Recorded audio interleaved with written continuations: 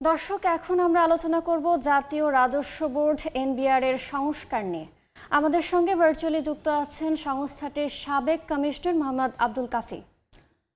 মোহাম্মদ আব্দুল কাফি, আপনাকে এই সময়ের বাণিজ্যে স্বাগত। ধন্যবাদ আপনাকে। দীর্ঘদিন যাবতই এই আলোচনাটি ছিল এনবিআর এর দুটি আলাদা ভাগ করা নিয়ে, রাজস্ব আদি এবং নীতি বিভাগকে আলাদা করা নিয়ে, এবং সেই প্রস্তাবে এখন করা হচ্ছে। আপনি একজন মাঠের কর্মী হিসেবে এই বিষয়টিকে কিভাবে দেখছেন? আমি এটাকে ওয়ান স্টেপ ফরওয়ার্ড মনে করছি। এটার মাধ্যমে এটা সংস্কার কমিশন এটাকে প্রস্তাব করেছে। এটা এক ধরনের, আমি মনে করি যে বর্তমান অবস্থা থেকে এক ধরনের উত্তরণ। তবে আমার ব্যক্তিগত মতামত হচ্ছে, যদি দুটি সংস্থা দুইটি ক্যাডার দ্বারা এটা যদি সংগঠিত করা হয়, তাহলে সমস্যাটা আরো ভালোভাবে এটা অ্যাড্রেস করা সম্ভব হবে বলে আমি মনে করি। কারণ পলিসি আলাদা করলে, যদি পলিসি এবং বাস্তবায়ন দুটি সংস্থা হয় আইআরডি তুলে দিয়ে, তাহলে সেখানে দুই ক্যাডার থেকে, যেটা দাবি উঠছে যে দুই ক্যাডার থেকে দুইজন কর্মকর্তা দুটি সংস্থার প্রধান হবে। সেক্ষেত্রে আমার মনে হয় প্রাথমিকভাবে বিষয়টি ভালোই মনে হবে। তবে 2-3 বছর পরে দেখা যাবে যে হয়তো পলিসিতে যদি কাস্টমসের কর্মকর্তা দায়িত্বে থাকেন, তিনি হয়তো ইনকাম ট্যাক্সের পলিসিতে কিছুটা ভালো নাও করতে পারেন।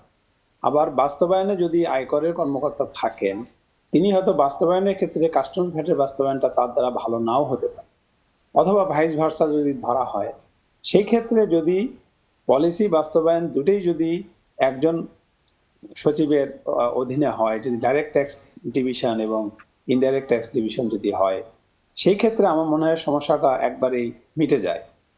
কারণ হলো যে মাঠ পর্যায়ের কর্মকর্তারা অভিজ্ঞতা নিয়ে যখন এনবিআর এ বসেন, তখন কিন্তু তারা তাদের অভিজ্ঞতার আলোকে পলিসিতে কোথায় সমস্যা হচ্ছে, কোন জিনিসটা উন্নয়ন দরকার, এটা তারা কিন্তু বুঝতে পারেন। ফলে এটা কিন্তু তাদের অভিজ্ঞতাটা কিন্তু এখানে কাজে লাগে। কিন্তু যদি এটাকে পলিসিকে সম্পূর্ণ আলাদা করা হয়, সেক্ষেত্রে কিন্তু দেখা যাবে যে যারা পলিসিতে কাজ করছেন, তাদের যদি মাঠ পর্যায়ের যদি হ্যারাসমেন্ট না থাকে, তাহলে দেখা যাবে যে পলিসির সাথে বাস্তবের কোনো মিল থাকছে না। আপনি যেমনটা বলছিলেন, এই দুইটা বিভাগের মাঝে কি কোনো টানাপোড়েন সৃষ্টি হবে কিনা?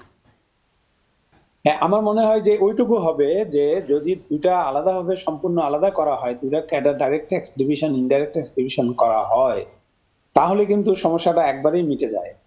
আর যদি পলিসি আলাদা করা হয়, বাস্তবায়ন আলাদা করা হয়, তখন এটা সাময়িকভাবে আগের তুলনায় একটা বেটার অ্যারেঞ্জমেন্ট হবে।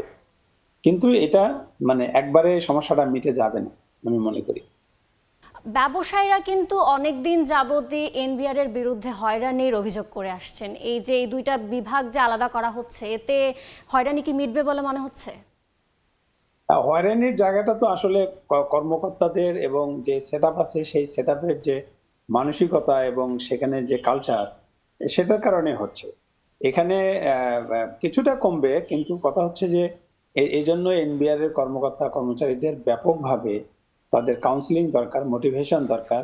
এবং আমি মনে করি তাদের এই কারাপশন থেকে, হয়রানি থেকে যদি তাদেরকে ফিরিয়ে নিতে হয়, তাহলে আমি মনে করি তাদের জন্য একটা ইনসেন্টিভ থাকতে হবে। রিওয়ার্ড পলিসিটা খুব যদি উদার করা হয়, আর একদিকে যদি প্রশাসনিক নিয়ন্ত্রণ খুব কঠোর করা হয়, তাহলে পরে আমি মনে করি যে করাপশন কমবে, হয়রানিটাও কমবে।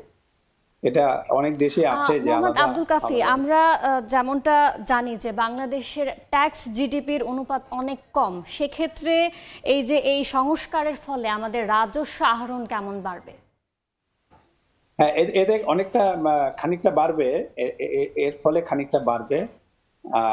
কারণ তখন এনবিআর এর যেটা হবে, এনবিআর তো এখন দুটা কাজ করে। এনবিআর এর কর্মকর্তা, চেয়ারম্যান সহ কর্মকর্তাদের একটা অংশ, তারা বছরের 4-5 মাস তারা পলিসি নিয়ে ব্যস্ত থাকে। ফলে বাস্তবায়নে তাদের নজর দিতে কিছুটা সমস্যা হয়।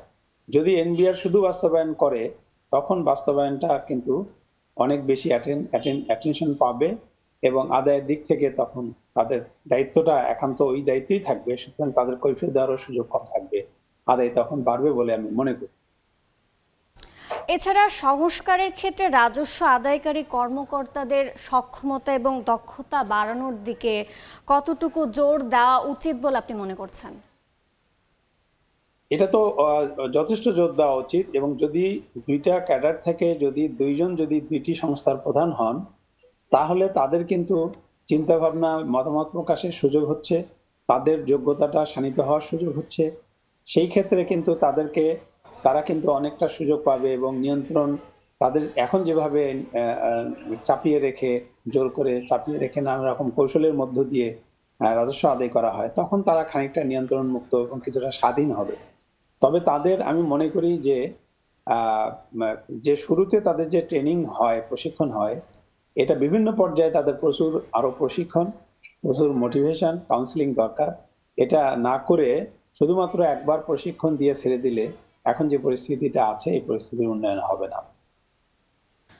ধন্যবাদ মোহাম্মদ আব্দুল কাফি, আমাদের সঙ্গে এ সময় বাণিজ্য যুক্ত হওয়ার জন্য আপনাকে ধন্যবাদ। ধন্যবাদ আপনাকে এবং দর্শক শ্রোতাকেও ধন্যবাদ। দর্শক, আমাদের সঙ্গে এনবিআর এর সংস্কার নিয়ে যুক্ত হয়েছিলেন এনবিআর এর সাবেক কমিশনার মোহাম্মদ আব্দুল কাফি।